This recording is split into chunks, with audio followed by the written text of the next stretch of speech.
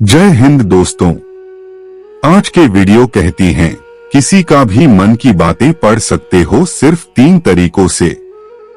दोस्तों नमस्कार, आप सभी को शुद्धि इंस्पायर्ड चैनल में तहे दिल से स्वागत है।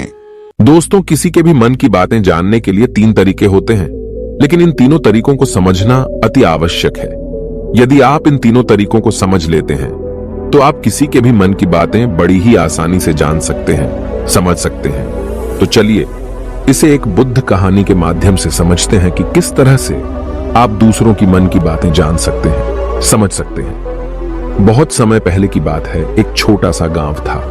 उस गांव में 2 भाई रहा करते थे। बड़ा भाई अंधा था, जिस कारण वो हमेशा घर पर ही बैठा रहता था, और छोटा भाई खेती किया करता था। लेकिन खेतों में अधिक जानवर आने से पूरी फसलें नष्ट हो जाती थीं, जिस कारण छोटा भाई बहुत परेशान हो चुका था। तभी उसे एक तरकीब सूझी।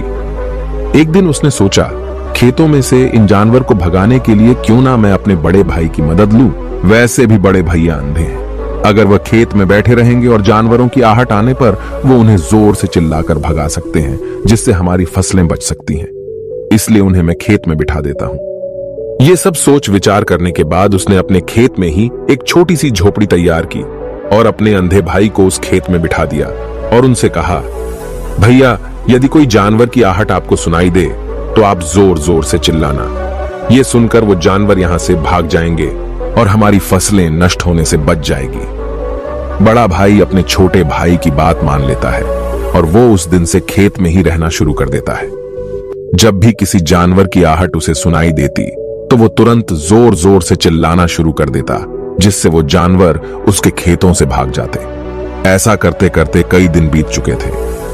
तभी एक दिन उसके खेत में एक हिरण भागता हुआ आता है और वह खेत के बांध को तोड़कर वहां से भाग गया।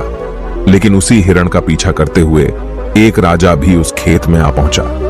तभी राजा की नजर उस अंधे भाई पर पड़ती है। राजा उस व्यक्ति से कहता है, देखो, मैं यहां पर एक जानवर का पीछा करते हुए आया हूं।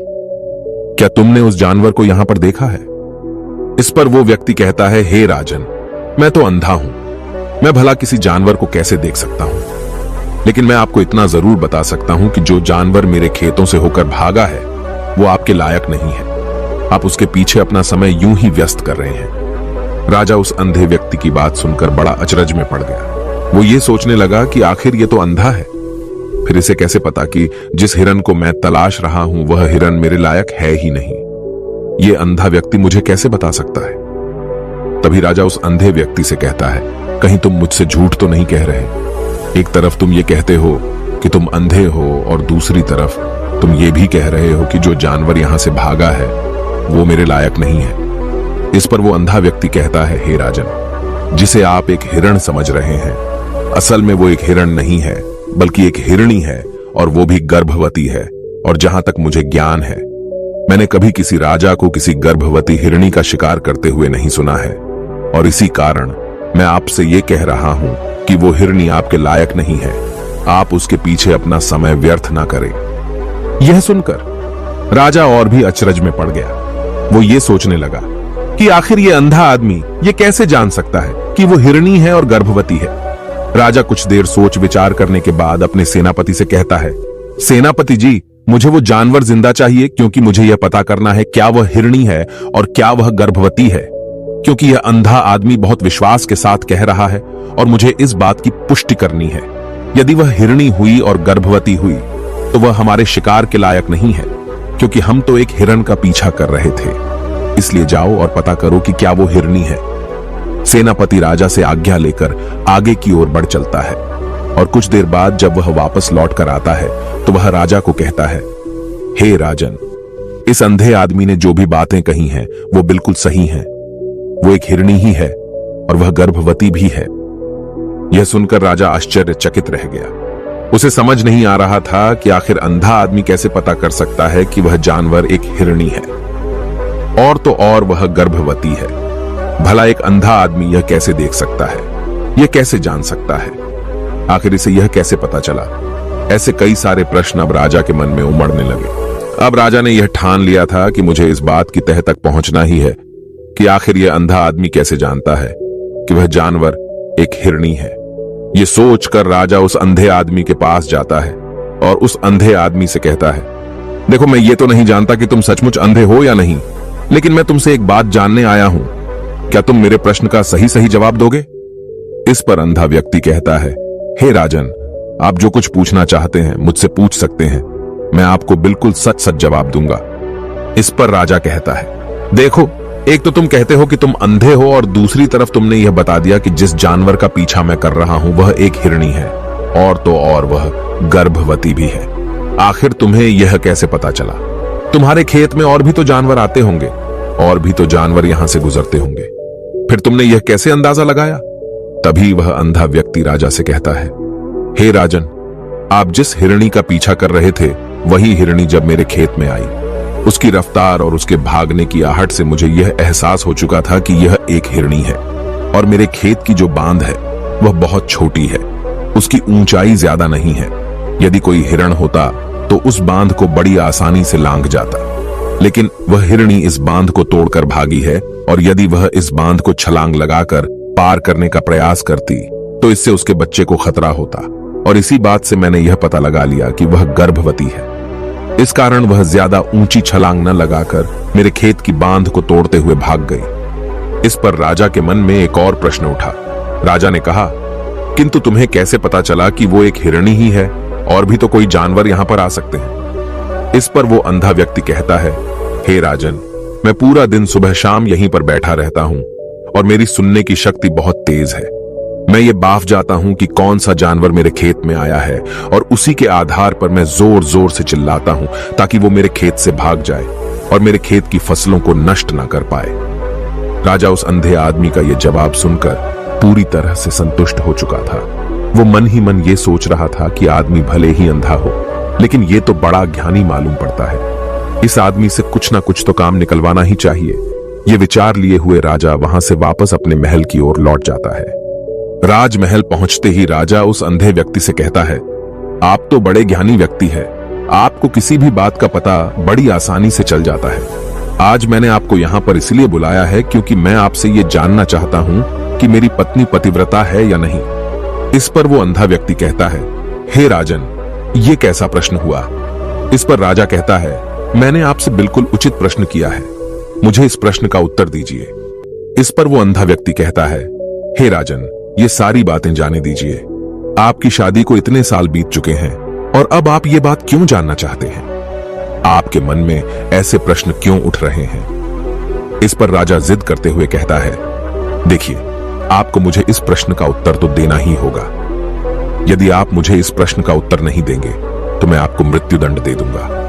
राजा के मुख से यह बात सुनकर वो अंधा व्यक्ति कहता है, हे राजन, यदि आप इस प्रश्न का उत्तर चाहते हैं तो उसके लिए आपको मेरा एक काम करना होगा। राजा कहता है, बोलो, मुझे क्या काम करना होगा? इस पर व्यक्ति कहता है, इसके लिए आपकी पत्नी को मेरे साथ कमरे में अकेले छोड़ना होगा। उस अंधे व्यक्ति की यह बात सुनकर राजा पहले तो क्रोधित हो जाता है, लेकिन फिर कुछ सोच विचार करने के बाद वह उस व्यक्ति की बात मान लेता है और अपने सेनापति को आदेश देता है, सेनापति जी, इस व्यक्ति को और मेरी पत्नी को एक कमरे में कुछ देर के लिए अकेला छोड़ दे। सेनापति बिल्कुल वैसा ही करता है। अब राजा की पत्नी और अंधा आदमी एक कमरे में बंद हो चुके होते हैं। तभी वो अंधा आदमी राजा की पत्नी से कहता है, मुझे आपको छूना है। इस बात पर रानी अत्यधिक क्रोधित हो जाती है और उस अंधे आदमी को वो पकड़ पकड़ कर पीटने लगती है, कभी हाथों से तो कभी लातों से तो कभी पटक पटक कर। इस तरह से उन्होंने उस अंधे आदमी की खूब पिटाई की। उसके बाद किसी तरह से वह अंधा आदमी अपनी जान बचाकर वहां से भाग निकलता है और वह राजा के पास पहुंचता है और वह राजा से कहता है, हे राजन, आपकी पत्नी पतिव्रता नहीं है। यह बात सुनकर राजा अत्यधिक क्रोधित हो उठता है और राजा अपनी तलवार निकालकर सीधा अपनी पत्नी की ओर जाता है और क्रोधित होकर वह अपनी रानी से कहता है, रानी जी, आज मैं जो भी सवाल आपसे करने वाला हूं उसका मुझे सच सच जवाब दीजिएगा, और यदि आपने एक शब्द भी झूठ कहा तो मैं आपका अभी के अभी सर धड़ से अलग कर दूंगा। तभी आगे वह राजा कहता है, मुझे बताइए, क्या आप पतिव्रता हैं या नहीं? इस पर रानी कहती है, हे राजन, आप भले ही मुझे जान से मरवा दीजिए, लेकिन मैं पतिव्रता नहीं हूं। राजा यह बात सुनकर बहुत खुश हुआ, क्योंकि उस अंधे आदमी ने जो भी कहा था वह बिल्कुल सच था। यह बात सुनकर तुरंत ही राजा उस आदमी के पास पहुंचता है और आकर उस अंधे आदमी से कहता है, तुम्हें कैसे पता चला कि मेरी पत्नी पतिव्रता नहीं है? इस पर वह अंधा आदमी कहता है, हे राजन, बड़ी सीधी सी बात है। मैंने तो आपकी पत्नी से बस इतना ही कहा था कि मुझे आपको छूना है, और इस बात पर वह इतना क्रोधित हो उठी कि उन्होंने गुस्से में आकर मुझे लात घूंसों से पीटना शुरू कर दिया। और भला कोई औरत किसी और मर्द को कैसे छू सकती है? लेकिन उन्होंने न आव देखा न ताव, बस लात घूंसे मुझ पर बरसाने शुरू कर दिए। वह भी तो एक छूना ही हुआ, और एक पतिव्रता नारी कभी भी पराये मर्द को नहीं छूती। जब मैंने उसे छूने के लिए कहा था तो वह उस वक्त मुझे मना कर सकती थी, लेकिन उन्होंने तो मुझे पीटना शुरू कर दिया, और देखते ही देखते उन्होंने मेरे पूरे शरीर को छू लिया। अब आप ही बताइए, ऐसी स्त्री भला पतिव्रता कैसे हो सकती है? इस पर राजा कहता है, तुम तो बड़े ज्ञानी मालूम पड़ते हो। अच्छा ठीक है, चलो तुम मेरे एक प्रश्न का और जवाब दो। यदि तुमने मुझे इस प्रश्न का सही सही जवाब दे दिया तो मैं तुम्हें यहां से जाने दूंगा। आगे राजा उस अंधे आदमी से कहता है कि तुम मुझे यह बताओ, क्या मैं सच में अपने पिताजी का ही बेटा हूं या फिर किसी और का? इस पर वह अंधा भी कहता है, हे राजन, इस बात से आपका क्या लेना देना? आप किसी की भी औलाद हो, आखिर आप हैं तो इस राज्य के राजा, इसलिए इस प्रश्न को जाने दीजिए। लेकिन राजा कहता है, नहीं नहीं, मुझे इस प्रश्न का सही सही जवाब चाहिए, अन्यथा यह प्रश्न मुझे हमेशा परेशान करता रहेगा। इसलिए मैं इसका सही सही जवाब जानना चाहता हूं। यदि तुम इसका सही सही जवाब दे देते हो तो तुम यहां से जा सकते हो, मैं तुम्हें नहीं रोकूंगा। इस पर वह अंधा आदमी कहता है, हे राजन, इसके लिए तो मुझे आपके मां के पास भी जाने की कोई आवश्यकता नहीं है। मैं आपको अभी अभी यह बता सकता हूं कि आप किसकी औलाद हैं, लेकिन उससे पहले मैं चाहता हूं कि आप मुझसे एक वादा करें कि आप मुझ पर क्रोध नहीं करेंगे। राजन ने कहा, मैं तुमसे वादा करता हूं, मैं तुम पर क्रोध नहीं करूंगा। इसके बाद वह अंधा आदमी राजा से कहता है, हे राजन, आप है तो अपने ही पिता के पुत्र, लेकिन आप पर एक कंजूस सेठ की छाया पड़ी हुई है। यह सुन राजा बहुत क्रोधित हो उठा और वह तुरंत तलवार निकालकर अपनी मां के पास जा पहुंचा।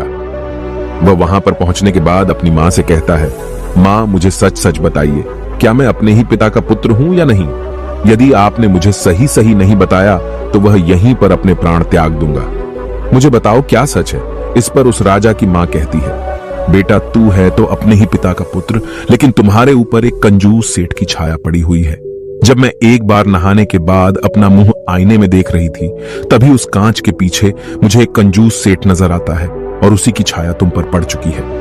यह सुन राजा बहुत खुश हो जाता है और वह तुरंत दौड़ा दौड़ा वापस उस अंधे आदमी के पास पहुंचता है और उस अंधे आदमी से कहता है, तुम्हें यह कैसे पता चला कि मुझ पर एक कंजूस सेठ की छाया पड़ी हुई है? इस पर वह आदमी कहता है, हे राजन, आपने मुझसे कई सारे सवाल पूछे जिनका जवाब मैंने आपको सही सही दिया है।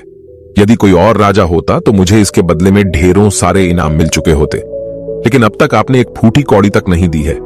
इस बात से ही मैंने अंदाजा लगा लिया था कि आप बहुत कंजूस हो। यह बात सुनकर राजा जोर जोर से हंसने लगा और कहता है कि आप जो भी मांगेंगे वह मैं आपको अवश्य दूंगा, लेकिन मुझे यह बताओ कि तुम्हें कैसे पता चल जाता है कि कौन सी बात सही है और कौन सी गलत? तुम किसी भी बात का इतना सटीक और सही जवाब कैसे दे पाते हो? इस पर वह अंधा आदमी कहता है, हे राजन, मैं तो वैसे ही अंधा हूं। यदि मेरी आंखें होती तो मैं किसी की भी मन की बातें बड़ी सरलता से जान लेता। मन की एक भाषा होती है और यह भाषा मनुष्य के शरीर के व्यवहार के रूप में देखी जा सकती है। उसकी आंखों से, उसके होठों से, उसके काम करने के तरीके से, उसकी क्रियाओं से पता किया जा सकता है कि उसके मन में क्या चल रहा है।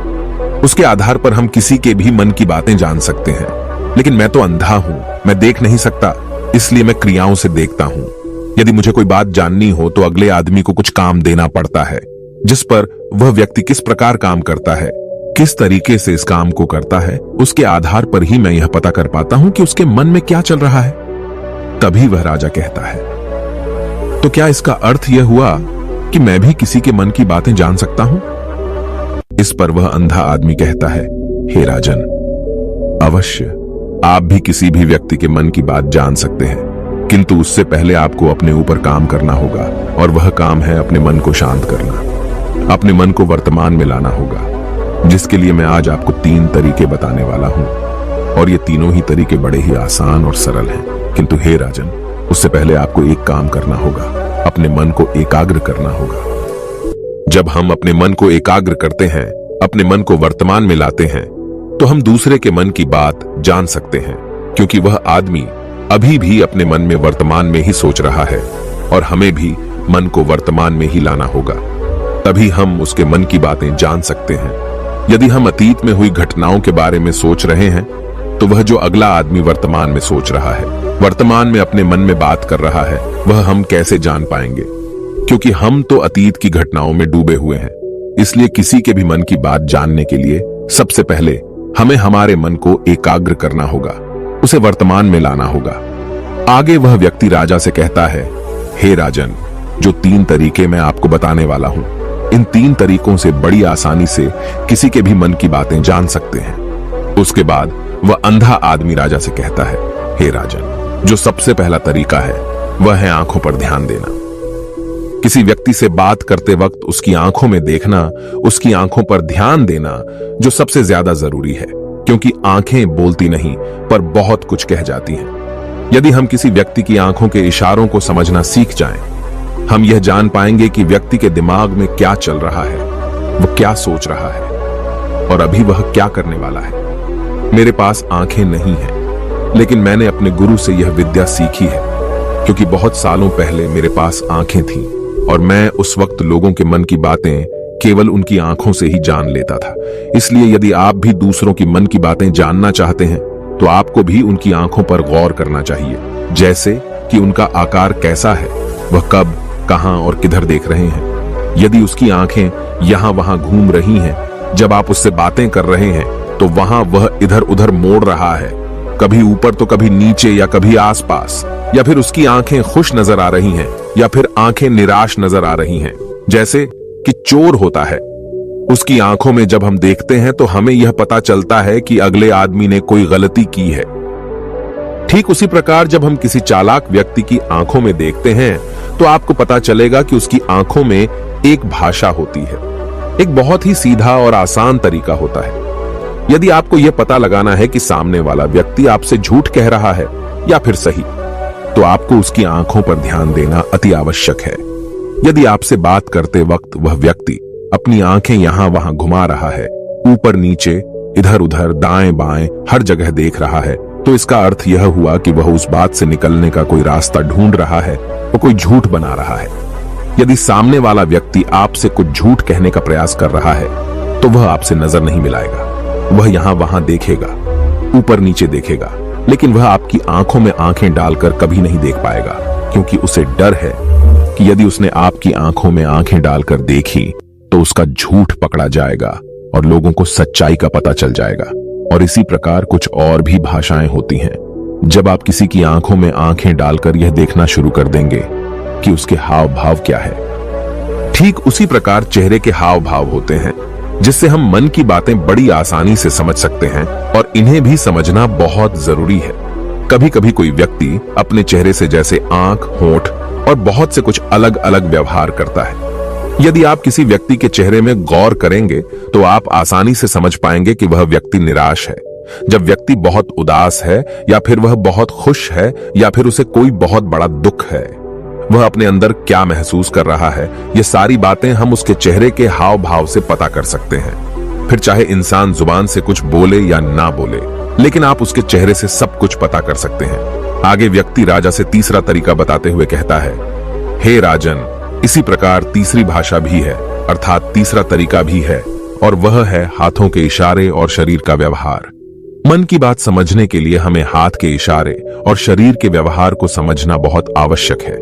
कोई व्यक्ति जब बात करता है तो आपने देखा होगा कि वो अपने हाथों को हिलाता रहता है, अपने हाथों से इशारा करता रहता है। बातों के साथ साथ अपना शरीर का जो व्यवहार है, अर्थात बॉडी लैंग्वेज, उसका भी पूरा उपयोग करता है, जिससे हमें यह पता चल पाता है कि वह व्यक्ति हमारी बातों पर कितना ध्यान दे रहा है और उसके मन में क्या चल रहा है। शरीर के व्यवहार को देखने के लिए उसके हाथ मटकाने, शरीर मटकाने और चेहरे पर बार बार हाथ लाने, हाथों का एक दूसरे से मसलना, ऐसी बहुत सी क्रियाएं होती हैं, उस पर हमें ध्यान देना अति आवश्यक है। मन की बात को समझने के लिए हमें शरीर के व्यवहार को भी समझना पड़ता है।